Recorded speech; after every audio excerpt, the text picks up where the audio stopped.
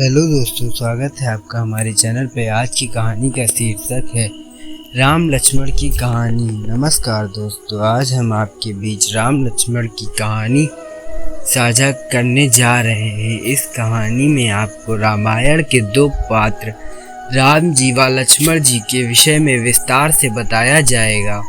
आप इस कहानी को अंत तक पढ़िएगा। एक बार जब भगवान राम लक्ष्मण और माता सीता राजा दशरथ के दिए हुए आदेश का पालन करने के लिए 14 वर्षों के लिए वनवास के लिए निकल गए, तब भगवान राम, माता सीता और भगवान लक्ष्मण जी ने रास्ते में आने वाली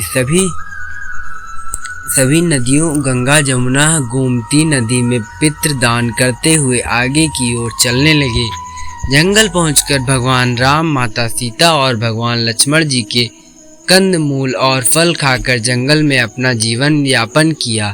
धीरे धीरे समय गुजरने के बाद जब कार्तिक का महीना शुरू हुआ, तब भगवान राम ने अपने भाई लक्ष्मण जी से कहा, जाओ जंगल से कंदमूल और फल ले आओ और लाकर उनको अपनी भाभी सीता माँ को दे दो। अपने बड़े भाई भगवान राम की आज्ञा का पालन करते हुए भगवान लक्ष्मण जी जंगल से कंदमूल और फल ले आए और कंदमूल और फल लाकर माता सीता को दे दिया। भगवान राम ने अपनी पत्नी माता सीता से कहा कि बहुत जोर से भूख लगी है, जल्द से यह फल और कंदमूल हम लोगों को परोस दें। माता सीता ने कंदमूल और फल के 4 भाग किए और 4 जगह परोस दिया, जिसको देखकर भगवान राम, लक्ष्मण और राम जी ने माता सीता से कहा कि यहाँ पर तो 3 लोग हैं, तो आपने 4 जगह पर क्यों परोसा? माता सीता ने बताया कि यह जो चौथा हिस्सा है वह गौ माता का है। भगवान राम और लक्ष्मण जी गौ माता को खिलाने के लिए चले जाते हैं। जब भगवान राम और लक्ष्मण जी गौ माता को कंदमूल और फल खिलाकर वापस आते हैं, तब भगवान राम माता सीता से कहते हैं कि सीता, तुमने भोजन करना क्यों शुरू नहीं किया? माता सीता ने बताया कि सबसे पहले मैं राम कथा सुनती हूँ, उसके बाद ही भोजन ग्रहण करती हूँ। भगवान राम और लक्ष्मण जी ने माता सीता से कहा कि आप मुझे राम कथा सुना दीजिए, लेकिन तभी माता सीता ने भगवान राम जी से कहा कि नहीं, आप मेरे पति हैं, जिसके कारण मैं आपको यह कथा नहीं सुना सकती। भगवान लक्ष्मण जी ने माता सीता से कहा, आप मुझे सुना दीजिए, जिसके बाद माता सीता ने भगवान लक्ष्मण जी से कहा, आप मेरे देवर हैं, इस वजह से मैं आपको यह कथा नहीं सुना सकती। मैं यह कथा सिर्फ किसी औरत को ही सुना सकती हूँ। भगवान लक्ष्मण जी ने कहा कि माता सीता इस जंगल में कैसे किसी औरत को खोजेंगी? और फिर तभी लक्ष्मण जी ने अपनी माया से जंगल में ही एक नगर का निर्माण कर दिया और उस नगर में सभी सोने की चीजें सोने की थी। सभी चीजों सोने के होने के कारण उस नगर का नाम सोन नगरी था। नगर में रहने वाले सभी लोग बहुत अमीर थे और उनको बात का बहुत घमंड था। जब माता सीता इस नगर में कुएं से पानी लेने आई, तब उन्होंने कुएं से पानी लाने कई महिलाओं से बात करने की कोशिश की, तब किसी ने महिला ने माता सीता से बात नहीं की और वहां से चली गई। जिसके बाद एक छोटी सी बच्ची माता सीता के पास आई। तब माता सीता ने उस बच्ची से कहा कि तुम मुझसे राम कथा सुनोगी। और तभी माता सीता ने कहा, मेरे पति और मेरा देवर भूखे हैं, तुम मुझसे राम कथा सुन लो। लेकिन उस बच्ची ने कहा कि मेरी माँ प्रतीक्षा कर रही है, मुझे जाना होगा, और वह बच्ची वहां से चली गई। यह देखकर और उन महिलाओं के द्वारा किए हुए अपमान के कारण माता सीता को अत्यधिक क्रोध आया, जिसके कारण माता सीता ने उस स्वर्ण नगरी को वापस के एक सामान्य नगर में परिवर्तित कर दिया। जैसे ही वह लड़की अपने घर पहुंची, तब सोने की नगरी सामान्य नगर में देख और अपने घर को सामान्य देख उसकी माँ ने उससे पूछा कि यह क्या हो गया? तब उस लड़की ने बताया कि एक औरत कुएं के पास बैठी थी वह मुझसे कह रही थी कि राम कथा सुन लो, लेकिन मैंने नहीं सुनी। शायद उसी ने यह सब किया होगा।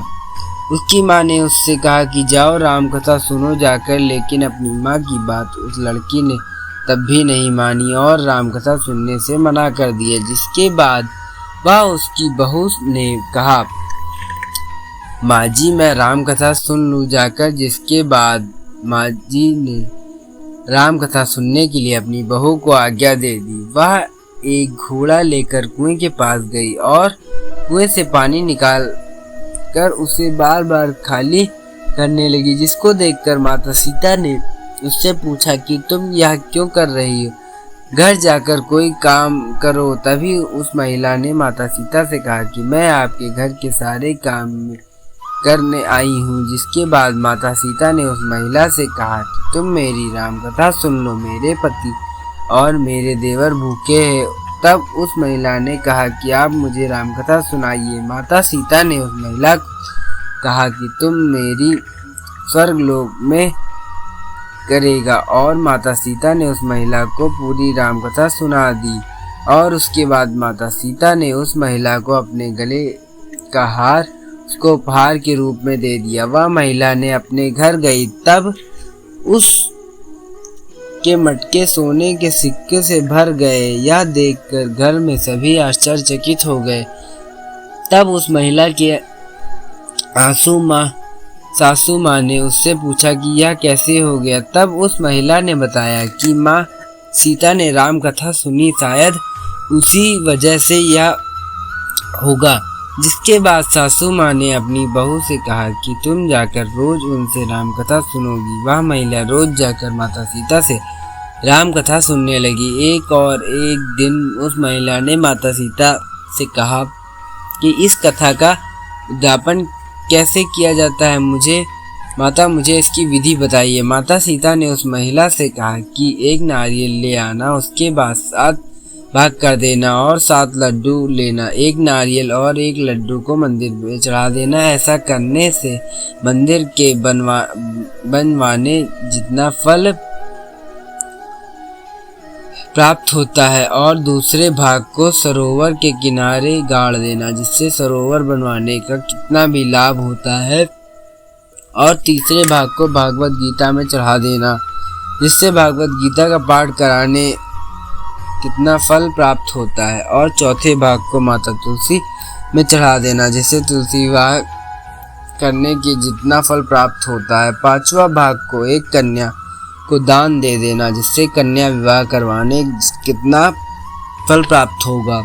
6वें भाग को भगवान सूरज को चढ़ा देना, जिससे 33 करोड़ देवी देवताओं भोग लगाने जितना फल प्राप्त होगा। उस महिला ने माता सीता से विधि पूछने के बाद उनसे उद्यापन किया और फिर माता सीता के पास गई। तब माता सीता ने उस महिला से कहा कि 7वें दिन वैकुंठ से एक विमान तुमको लेने आएगा। और 7वें दिन स्वर्ग से एक विमान उस महिला को पास आया।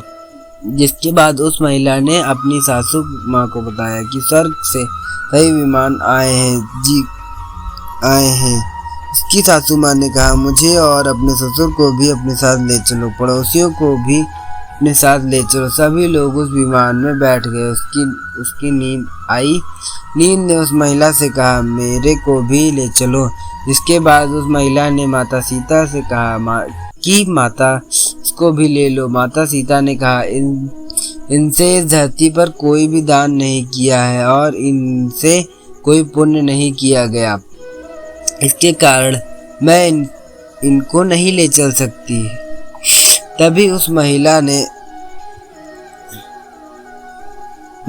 अपनी नींद से कहा कि तुम कार्तिक मास में राम लक्ष्मण की कथा सुनना और उनका उद्यापन करना। 7वें दिन तुमको वैकुंठ से विमान लेने आएगा। फिर सभी नगर वालों ने साथ बैठकर राम लक्ष्मण जी की कथा सुनना प्रारंभ कर दिया और थोड़े ही दिनों में नगर वापस से सोने की नगरी में तब्दील हो गया। और 7वें दिन स्वर्ग से निर्माण आया और सभी को स्वर्ग लोग जाकर आज इसके बाद सभी लोग भगवान राम और लक्ष्मण की जय जयकार करने लगे। दोस्तों, उम्मीद करते हैं कि आपको यह कहानी रोचक लगी होगी। ऐसे बहुत ही कहानियाँ हैं जो हमारी